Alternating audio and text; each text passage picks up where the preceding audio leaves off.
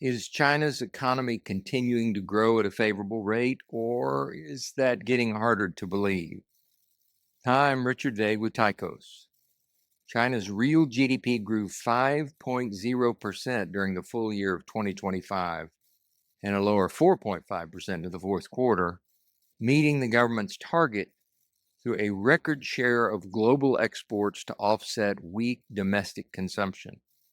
I'm always a little suspicious when China's results come in exactly on the predicted number, which they so often do.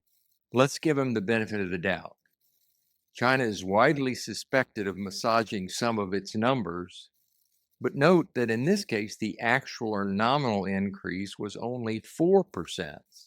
It's just that inflation was negative 1%, which is to say there was a 1% deflation or decline in prices. So that the real rate, which is the economist's term when you adjust for, in this case, deflation, was 5%, which is the 4% nominal growth rate plus 1% deflation. That deflation adjustment is a pretty rare and somewhat bizarre technicality. It means that since prices are dropping, we need to adjust the number to be as if they had not dropped. But compare that 5% to 10 years ago when the growth rate was 7, and 20 years ago when it was 11%, which shows the downward trend that brings the concern to China's leaders that it will not be able to continue to provide enough wage growth and quality of life improvement for its citizens, who have been showing more distress and political dissatisfaction over time. Yet China's GDP growth percentage could have been worse. The thing that most helped China's GDP growth was robust net exports at 6% of GDP, up from 5% last year, and a continuation of its unprecedented and record-breaking net export levels. If those net exports had not continued to improve, its GDP growth would have been lower, closer to the 2 to 3% range instead of 5%. Astonishingly, its net exports are larger than the entire economy of most countries. Only 20 countries, including China itself, are larger in size than its net exports. But it's not just net exports, which is what the press is focused on. The other huge contributor to its GDP growth has been rising government spending, which has resulted in its official debt growing from 38% to 69% of GDP since 2019, just before the pandemic. And note that according to the IMF, if we add in that infamous hidden local government financing vehicle, LGFV debt, total government debt has been skyrocketing from 85% to 129% since 2019, proving an even greater reliance on the government sector to boost the economy. China's strong net export performance is pretty surprising given Trump's high-profile, tariff-based assault on China. The fact is, 1 year into Trump's second term and 9 months after his Liberation Day, China's trade surplus is up, and America's trade deficit, which Trump promised he would fix, is pretty much at the same level at negative 3.2% as compared to negative 3.4% of GDP. So far, China has easily sidestepped the obstacles of U.S. tariffs. But back to China's growth issue. GDP growth is soft, so its government is scrambling to find a policy that will reignite growth. For years, it rode a construction boom as it built an estimated 100 million houses and apartments it did not need and office buildings that it would not fill. But as a result of this overbuilding, starting with its property sector crash in 2021, housing and office prices are now collapsing. Therefore, yet more real estate construction is no longer a viable growth strategy. In real terms, prices have fallen unbelievably fast, somehow faster than property prices in Japan following their massive real estate crisis in the 1990s. One analyst estimates that 85% of the gains of the past decade in real estate have been wiped out. New home sales have fallen by half. Construction is down by 3/4. Major developers continue to head toward default, while authorities have responded by restricting negative social media posts and discontinuing widely used property-related databases, a sign of how destabilizing the downturn has become socially. Things are so problematic that the regulators have effectively dropped the famed, quote, 3 red line, end quote, safeguard, no longer requiring developers to submit monthly leverage data tied to borrowing restrictions. Make no mistake, China truly is a manufacturing, technology, and innovation powerhouse that its competitors have routinely underestimated.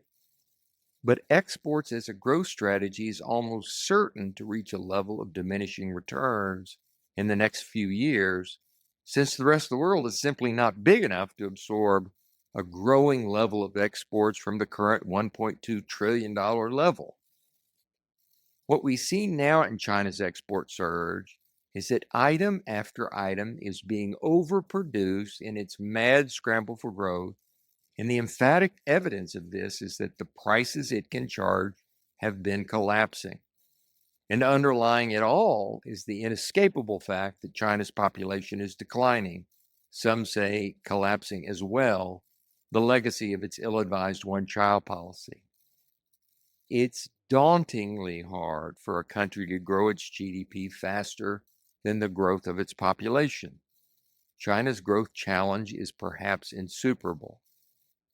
The only things left to power China's growth are massive increases in government spending, and we've already seen that that's already been massive, but we'd be looking for a number beyond what has already been happening, and massive increases in spending by China's households.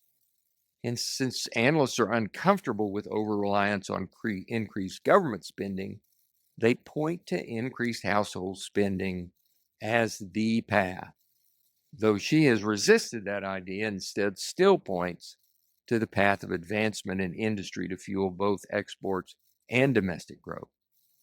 Nevertheless, analysts view increased household spending as the obvious next path because, as they point out repeatedly, China's households have the highest savings rate in the world, saving 32% of their income as compared to only 4.2% for U.S. households. Surely, with that much in savings sloshing around in their pockets, these analysts contend that households could easily spend more. The reason they don't, these analysts proffer, is the lack of a social safety net that forces China's citizens to be more cautious. But this excess savings argument flies in the face of common sense. The truth is that while China's households in aggregate have this high savings rate, it is skewed heavily towards the very wealthiest. China stopped supplying enough data by income strata for us to really know this with precision, but we can get at it indirectly. One obvious piece of evidence is the rampant growth in household borrowing.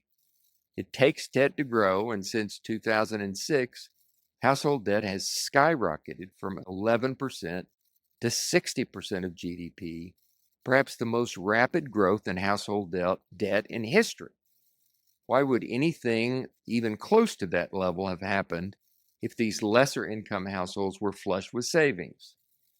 Note that this household debt growth flatlined in 2020 after those same 3 red line guidelines were first imposed, effectively freezing real estate borrowing. Now that those have been dropped, it seems China's government will try to push on this lever again, but that will yield very little. Wealthy households are flush, but as we've seen in the US, the mega wealthy don't spend more proportionately as they get more flush. They're already at a high level of spending. The idea of households flush with savings also doesn't square with the rising level of protests, work stoppages, and other forms of political unrest that have been increasing in recent years. Finally, in spite of the high savings rate, China's aggregate household net worth, which is the more telling measure, is actually one of the lowest among the world's largest countries, at 391% of GDP as compared to 600% of GDP for U.S. households. Net worth is the cash, real estate, and stocks of its households minus their debt, exactly how you would measure your own net worth. So those looking to households to drive China's growth will be disappointed over time. We don't expect households to truly power high growth, but we do expect China's central government to continue to ratchet up its spending to power growth, which can be achieved through things like military spending. And that's exactly what has been happening. What does all this mean? Giving its plummeting population, struggling real estate sector, and lopsided dependence on exports, China's growth rate will continue to be under pressure. Frankly, I'm impressed that they've been able to prop it up as well as they have. That's it for this week. Thanks.